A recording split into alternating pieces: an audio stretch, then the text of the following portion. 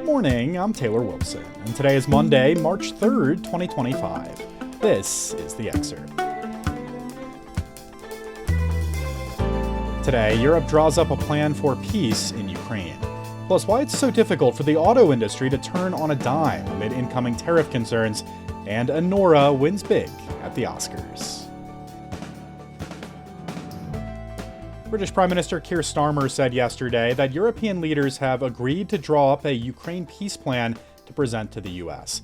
The announcement came at a London summit just 2 days after President Donald Trump and Ukraine's President Volodymyr Zelenskyy clashed at the White House. European leaders reportedly agreed they must spend more on defense to show Trump the continent can protect itself, and it was suggested the bloc could ease rules that limit debt levels. Meanwhile, stateside, House Speaker Mike Johnson suggested yesterday that Zelenskyy may need to resign to salvage the Ukraine-Russia peace process. You can stay up on all the latest with usatoday.com. The auto industry invests billions of dollars years ahead of products based on DC policy. That's why President Donald Trump's changes could create chaos for car makers. Trump has said tariffs of 25% on Mexican and Canadian goods will take effect tomorrow, along with an additional 10% tariff on Chinese imports. I spoke with Jamie LaRoe, who covers the auto industry for the Detroit Free Press, to learn more. Jamie, thank you so much for hopping on the show today. Thank you for having me. Can you just first help us understand why it's so difficult for this industry in particular to turn on a dime? I mean, much of the planning and manufacturing takes years. Is that correct? With the auto industry or any manufacturer of large durable goods that involve thousands of components and parts and a deep supply chain, new technology, all of those things, those are long-term investments that start often 6 or 7 years before you or I ever see that product in a dealership showroom. Things that really matter when it comes to meeting emissions and other policy changes in the United States federal regulatory world, those things take 6 to 7 years, and your average product is about $1 billion in terms of new investments, in terms of developing new technology, engineering that technology. Then you've got to test it and validate it. Then once you've done all that, you have to go into a supply chain. You've got to secure all these components and all these parts from various suppliers from all over the world. And as the semiconductor situation showed us back in 2022, if you have even one of those components missing, a little semiconductor, you can't build cars. Even if you try to move manufacturing, let's say they want to relocate from Mexico and bring some of that capacity to a plant in the United States, they would still have to retool a whole assembly line. That's multiple millions of dollars to do that. And it takes, on a fast track, 8 months to a year fastest to do that. These tariffs and any changes to policy are going to be very costly to try to adapt, put the brakes on, reverse any programs, anything like that. It would either be impossible to do or very expensive. You know, this is clearly a global industry. Fords and Chevys get sent abroad. Toyotas and Audis get imported. I mean, what impact does that globalism really have on this conversation writ large? A huge impact, because it's a global industry, and even the domestic car makers are global car companies. They sell cars that are made here in other countries, and they make cars in other countries that they sell here. And then there's the parts. They get a lot of their components and parts from other countries. You have sometimes a part, great example, wiring harnesses will come from Japan to, say, a plant in Mexico, and they're put into the steering column, sent then to Texas, where they then get the airbags. Then they're sent back to Mexico, where they're put in the vehicle, and then the vehicle is sent to the United States. How many times did that cross the border? Is it going to be taxed a tariff each time? If that's the case, the cost is going to just go through the roof for these automakers, and a lot of them know they can't absorb it. The price of cars is already so high. How far can you push the consumer to pass that off onto them? Jamie, I know you've also been writing about some of these automakers shifting away from some of their electric vehicle plans. Can you talk through that a bit in this moment and how it pertains to what we've been talking about? The automakers right now are kind of in limbo in terms of product planning. There's been some that we've reported on, like the F-150, for example, has been delayed and pushed out another year. The experts have said to expect pretty much every automaker to put EVs and other vehicles on hold, to delay some programs by at least a year or so because they just don't know what to plan for with this environment. Curious, just Jamie, how industry leaders are really trying to make sure this administration understands their business, understands this industry, especially in this moment. What kind of sway do these companies actually have politically? Well, the auto industry should have a lot of sway because it contributes 5% of the gross domestic product. That's almost $1 trillion a year. That's a huge amount. And for every job, I think there's 4 jobs related to an auto job. So I think that is not lost on anyone in Washington, D.C. That being said, the one who's been the most vocal has been Bill Ford and Jim Farley, Ford CEO Jim Farley. They have been out there very open with the media that they have been having conversations with President Trump and his administration to explain, hey, we want a strong American economy as well, a strong manufacturing base, but here's how these policy changes would affect the industry. They're doing their best to get that message out there. Whether it resonates or not, we'll have to wait and see. Folks can go find this full piece with a link in today's show notes. It's a great read. Jamie LaRoe covers the auto industry for the Detroit Free Press, part of the USA Today network. Thank you so much, Jamie. Thank you. As attacks on DEI escalate in President Trump's second term, Black workers are losing incremental ground they've gained in recent years. I spoke with USA Today senior reporter Jessica Gwynn to learn more. Jessica, thanks as always for hopping on today. Thanks for having me, Taylor. So, Jessica, what did the Chamber of Commerce launch in 2020 to really try and address the country's racial divides? This was June 2020, 1 month after George Floyd's murder, and the Chamber of Commerce held a town hall where it launched a splashy new initiative to promote equal opportunity. And this was significant because the Chamber of Commerce is a powerful Washington lobby, and it was calling on its members to tear down barriers for Black Americans and other people of color. And the Chamber was not alone at the time. Big businesses across the country were making pledges to confront systemic racism and do better. All right, so then what happened to this campaign, Jessica, after Trump's election and then as he took office?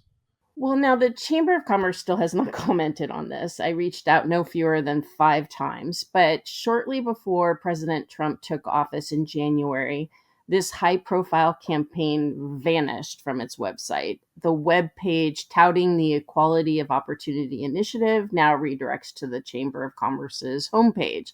Now, to be fair, the Chamber of Commerce is just one of many, many organizations that are quietly walking back diversity initiatives.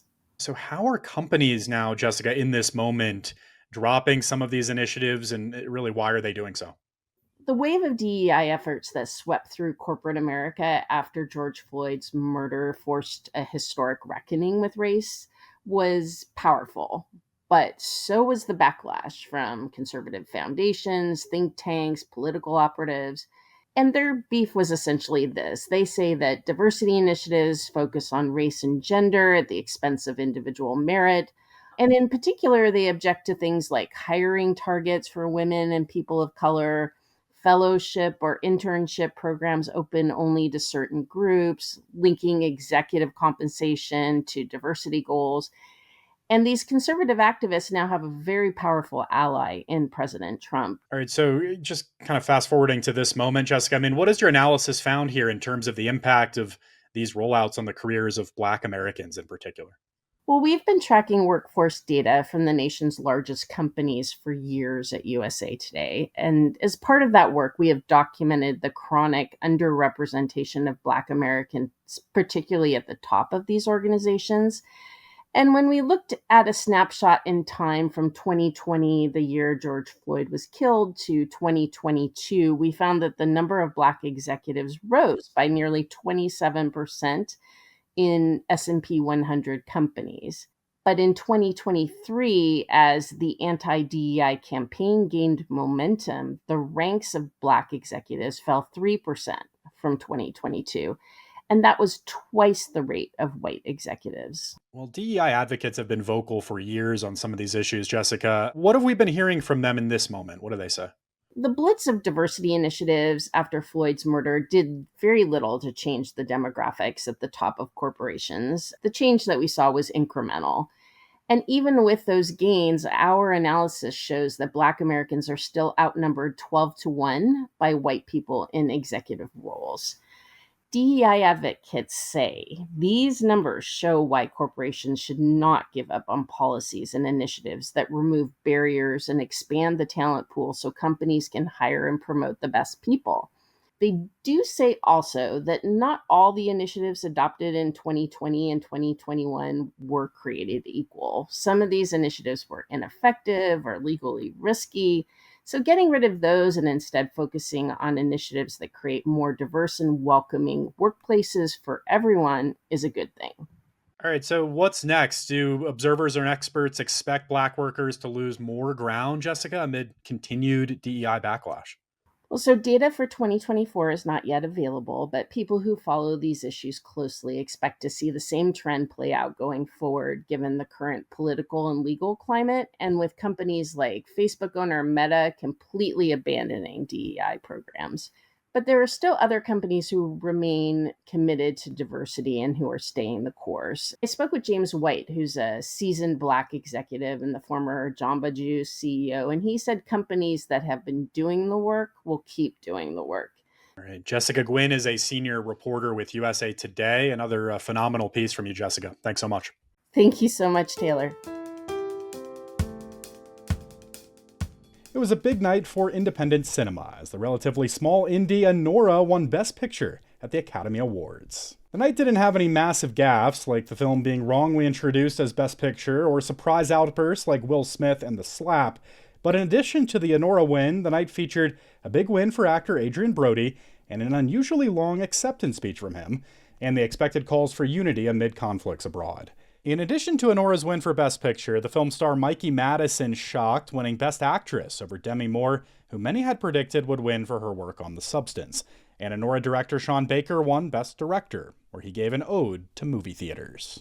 Right now, the theater-going experience is under threat. Movie theaters, especially independently owned theaters, are struggling, and it's up to us to support them. If we don't reverse this trend, we'll be losing a vital part of our culture. For more from Hollywood's big night, check out the entertainment section on usatoday.com. And we're introducing Kind Time, a special Monday segment at the start of each month to start you off on the right foot. For today's segment, there is no greater personal tragedy than losing your mom at a young age. But when Cade Bellew's mom succumbed to cancer just hours before he was due to play in the Auburn Tigers season opener, the sophomore baseball star courageously stepped up to the plate and did her proud. Terry Badu from Humankind, USA Today's brand featuring positive and inspiring stories from all over the world, has the story. On the morning Cade Bellew's mum, Stacey, passed away, she told him he had to play in the Auburn Tigers' season-opening baseball game that evening. As Tigers coach Butch Thompson explained. He called me at 7:16 and then told me that his mom had passed. And then he said he wanted to play. His mom, Stacey, wanted him to play. About 10:30, I was wrestling, sitting here trying to figure out, he wants to play. Is he really going to play? So I called his dad, and I said, I'm the coach, and you're the father, Roger. What do you want? I yield to you. And he said, Stacey wanted him to play. And so I said, all right. In the sixth inning, Caden paid his own heroic tribute in the best way possible, with a home run.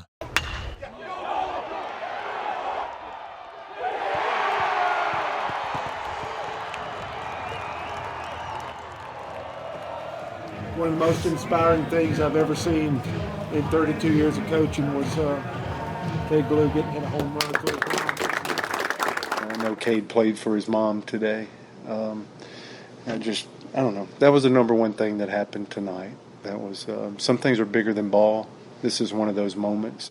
You can watch this and more inspirational stories on Humankind at usatoday.com.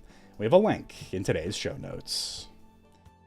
And later today, USA Today's Women of the Year recognizes women who are making a significant difference in their communities and across our country.